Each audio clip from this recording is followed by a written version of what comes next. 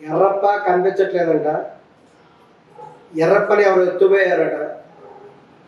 పోలీసులు ఎత్తుపోయారా లేకపోతే ఇంకెవరైనా కిడ్నాప్ చేసి తీసుకెళ్లారా? ఒక 2 రోజుల నుంచి తీవ్రంగా ఈ విషయం గురించి డిస్కషన్ అవుతుంది. ఎర్రప్ప ఎవరు అనుకుంటున్నారా? ఎర్రిపప్ప కాదండి, ఎర్రప్ప. ఆ ఎర్రప్ప ఎవరో కాదు, అజయ్ బాబు. ఇప్పుడు గుర్తొచ్చింది కదా అజయ్ బాబు అనే పేరుంటే, అదే పాస్టర్ అజయ్ బాబు. ఆయన అసలు పేరు ఎర్రప్ప, కానీ అజయ్ బాబు అనేటువంటి పేరుతో కూడా ఈయన పాస్టర్ రూపంలో తిరుగుతూ ఉంటారు. ఈయన గురించి చెప్పాలంటే ఆయన ఒక ప్రముఖ హిందూ అతను. ఈ విషయం చాలా మంది తెలియదు. ఇవన్నీ కూడా ఎఫ్ఐఆర్లో ఉన్నాయి. ఒక హిందూ అయి ఉండి అతని యొక్క సర్టిఫికేట్లో ఇప్పటికి కూడా హిందూ అనే ఉంటుంది, ఎవరైనా వెళ్ళి చూసుకోవచ్చు. తను పాస్టర్ అని చెప్తూ ఈ యొక్క మత ప్రచారాలు చేస్తూ బాగా డబ్బు సంపాదించాడు ఈ అజయ్. ఒకప్పుడు ఎక్కడో తిరిగేవాడు, ఈ రోజున జామ్ అని తిరుగుతున్నాడు. మరి ఈయన అరెస్ట్ చేశారంటే ఎందుకు అరెస్ట్ చేశారు అనేటువంటిది ఇప్పుడు ప్రముఖ ప్రశ్న అన్నమాట. అందరూ అంటున్నారు హిందూ సంఘాల వాళ్ళు అరెస్ట్ చేశారు, హిందూ సంఘాల వాళ్ళ వల్ల ఇతను అరెస్ట్ కాబట్టి. ఇతను అరెస్ట్ చేయడానికి ప్రధాన కారణం ఏంటంటే ఒక క్రిస్టియన్ అతను ఇతని మీద కేసు పెట్టాడు. అజయ్ బాబు మీద క్రిస్టియన్ మతానికి చెందిన ఒక వ్యక్తి కూడా కేసు పెట్టడం జరిగింది. దాన్ని బేస్ చేసుకొని అజయ్ బాబుని అరెస్ట్ చేశారు.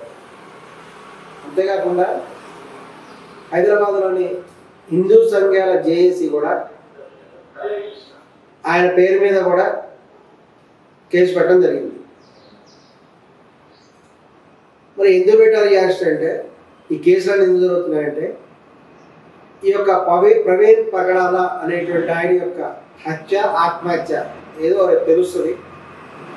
పోస్ట్ మార్టం త్వరలో రాబోతుంది. ఈయన తీవ్రంగా ప్రతిఘటన చేశాడు. హిందూ సంఘాల వాళ్ళే హిందువులే ఈయన మట్టగించారు, వాళ్ళు అంతు తెలుస్తాం, అది ఇష్టం వచ్చినట్టు నోటికి ఏది ఉంటే అది మాట్లాడతాడు. సమాజంలో శాంతి భద్రతలు రెచ్చగొట్టడానికి తీవ్రమైన ప్రయత్నం చేశాడు మన ఎర్రప్ప, అదే అజయ్ బాబు. ఈయన ఎంత గొడవ చేయాలని చూసినా హిందూ సంఘాల వాళ్ళు ఎంతో సంయమనం పాటించారు. ప్రవీణ్ పగడాల వారు ఆయన చనిపోక ముందు తన వాంగ్మూలం ఇచ్చినట్టుగా ఒక వీడియో కూడా ఆయన పెట్టాడు. ఆ వీడియోలో ఉంది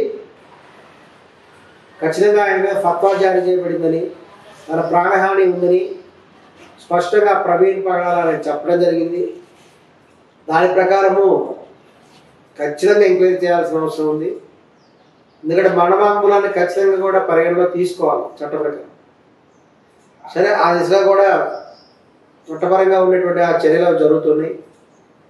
ఇక్కడ గమనించినట్లయితే పోస్ట్ మార్టం రిపోర్ట్ ఎందుకు ఆగింది, ఇన్ని రోజులు ఎందుకు పట్టింది అలాగే మనం జాగ్రత్తగా గమనిస్తే కొన్ని కారణాలు కూడా ఉండొచ్చు. లా అండ్ ఆర్డర్ కాపాడటమే పోలీసుల ప్రధాన బాధ్యత. శాంతి భద్రతల పరిరక్షణే చూడటమే పోలీసు యొక్క బాధ్యత. మనం గమనించినట్లయితే హత్య జరిగిన సమయంలో రంజాన్ మాసం నడుస్తున్నది. అత్యంత సున్నితమైనటువంటి సమయం అది. ఎక్కడ ఎటువంటి తేడా వచ్చినా మత ఘర్షణలు చెలరేగే అవకాశం ఉంది. మన ఈ అజయ్ లాంటి వాళ్ళు ఇక మత ఘర్షణలు రెచ్చగొట్టడానికి రెడీగా ఉన్నారు. దానికి తగ్గ కామెంట్స్ చేయడం జరిగింది.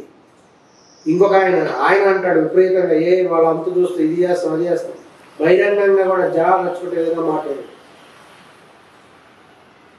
తర్వాత శ్రీరామనవమి వేడుకలు, ఈ యొక్క వెంటనే శ్రీరామనవమి ఉంది, శ్రీరామనవమి కళ్యాణాలు ఉంటాయి, ఊరేగింపులు ఉంటాయి. వీటన్నిటి దృష్ట్యా కూడా వాటిని కొంత కూడా ఆపేయటం జరిగింది. శ్రీరామనవమి అయిపోయింది కాబట్టి, పట్టాభిషేక మహోత్సవం కూడా అయిపోయింది కాబట్టి ఇప్పుడు ఆ యొక్క పోస్ట్ మార్టం అనేటువంటిది దాని యొక్క వివరాలు బయటకు వచ్చే అవకాశం ఉంది. ఈ సమయంలో కనుక అజయ్ బాబు లాంటి వాళ్ళు బయట ఉన్నట్టయితే చాలా ప్రమాదం సమాజానికి. వీళ్ళు తప్పనిసరిగా మత ఘర్షణలు చెలరేగే విధంగా మాట్లాడతారు, హిందూ సంఘాల మీద అసత్య ఆరోపణలు చేస్తారు కాబట్టే ముజాగ్రత్త చర్యగా ఆయన్ని లోపలపెట్టడం జరిగింది. ఇక అనేక మంది మీద కామెంట్ చేస్తున్నారు. హమారా ప్రసాద్ అరెస్ట్ చేయించారని, రాధా మనోహర్ దాస్ అరెస్ట్ చేయించారని ఈ విధంగా కూడా చెప్పడం జరిగింది. నిన్ననే హమారా ప్రసాద్ గారు ఒక వీడియో కూడా రిలీజ్ చేశారు. ఆయనతో కూడా నేను మాట్లాడాను. ఆయన చెప్పినటువంటి వీడియోలో స్పష్టంగా చెప్పారు, ఈ యొక్క ఎర్రప్ప అలియాస్ అజయ్ బాబు మీద కేసు పెట్టింది ఒక క్రిస్టియన్ వ్యక్తి, దాన్ని బేస్ చేసుకుని ఆయన్ని అరెస్ట్ చేశారని హమారా ప్రసాద్ గారు స్పష్టంగా చెప్పారు. ఆ కేసు పెట్టిన వ్యక్తి ఇంటర్వ్యూలు కూడా యూట్యూబ్లో అవైలబుల్ ఉన్నాయి, చూడదలుచున్నారు చూడవచ్చు. ఇక రాధా మనోహర్ దాస్ వీరందరూ ఏంటంటే ఎక్కడైతే కూడా వీళ్ళ మీద విపరీతమైనటువంటి ఈ యొక్క ప్రచారం జరుగుతుందో, అసత్యంగా మాట్లాడటం, అసభ్యంగా హిందూ మతం మీద చేస్తున్నారో, వీళ్ళందరూ దాన్ని ఖండించుకోవడానికి తమంతా తాము ప్రజల్లో పుట్టినటువంటి బయటకు వచ్చినటువంటి వాళ్ళు వీళ్ళు. అంతేగాని హత్య రాజకీయాలు అనేటువంటిది కూడా హిందూ మతం వాళ్ళు ఎప్పుడు కూడా మీరు ప్రోత్సహించలేదు, ఎప్పుడు వీళ్ళు అనలేదు కూడా.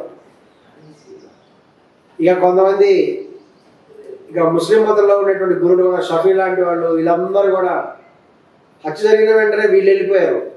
మరి వీళ్ళు ఎందుకు వెళ్ళారు అక్కడికి అనేది ఒకసారి గమనించాల్సిన విషయం. వెళ్ళేసి చాలా జాగ్రత్తగా మాట్లాడి హిందూ మతం మీద డైవర్ట్ చేయడం జరిగింది. దీని యొక్క హుందా తీసుకొని ఈ యొక్క కేఏ పాల్ లాంటి వాళ్ళు రెచ్చిపోయారు. ఆయన అంటాడు, అనేక దేశాల్లో ఉండేటువంటి 100 కోట్ల మంది క్రిస్టియన్లు, అనేక దేశాల్లో ఉన్నటువంటి 100 కొద్ది ముస్లిమ్స్, వీళ్ళందరూ కూడా హిందూ మతం మీద దాడి చేస్తారు అనే విధంగా కేఏ పాల్ చెప్పారు. ఖచ్చితంగా కేఏ పాల్ గారి మేము చెప్తున్నాము, మీతో ఛాలెంజ్ చేస్తున్నాం, నాతో డిబేట్కి నీకు చేతైతే రమ్మని కూడా నీకు సవాల్ ఇస్తున్నాం, హిందూ మత సంఘాలు తప్ప. అంతేకాకుండా మీరు ఒక నెంబర్ ఇస్తారు, వాట్సాప్ నెంబర్ అని, దానికి ఎప్పుడు చేసినా స్విచ్ ఆఫ్ ఉంటుంది. మరి మీరు ఇచ్చిన నెంబర్ ఏంటో మాకు తెలియదు, అది ఎప్పుడు స్విచ్ ఆఫ్ ఎందుకు ఉంటుందో అర్థం కాదు. కేఏ పాల్ గారు, మీరు ఒకప్పుడు ప్రముఖ స్థాయి, అంతర్జాతీయ స్థాయిలో ఉన్నారు. ఈ విధంగా చేసి భారతదేశ ఖ్యాతి చెడగొట్టాలని ప్రయత్నం చేస్తే ఊరుకోవడానికి మేము ఎవరు సిద్ధంగా లేము. ఎందుకంటే మేమందరం దేశభక్తులం కాబట్టి.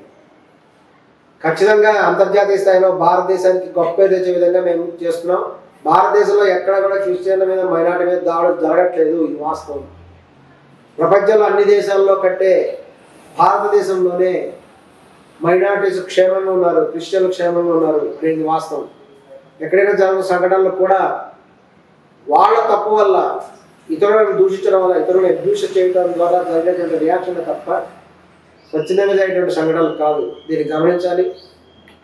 ఏదేమైనా అజయ్ బాబు గారు సరైన సమయంలో ఆయన అరెస్ట్ చేయడం పట్ల హిందూ సంఘాల వాళ్ళు, ఈవెన్ క్రిస్టియన్ సంఘాల వాళ్ళు అందరూ కూడా హర్షం తెలియజేస్తున్నారు. మేము కూడా మా తెలంగాణ బ్రాహ్మణ సేవ సంఘం తరఫున